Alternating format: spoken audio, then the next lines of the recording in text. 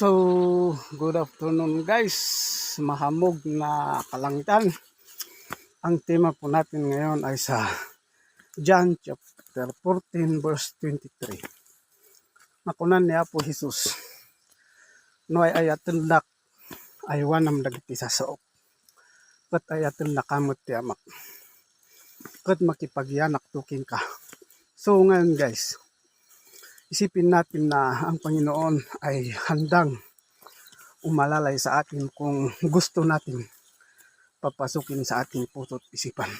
Kasi ang Panginoon, siya yung nagbibigay sa atin ng kalakasan, karunungan, at pagpapala sa ating buhay. Sabihin man nating malakas tayo, pero Panginoon din ang nagbibigay ng kalakasan.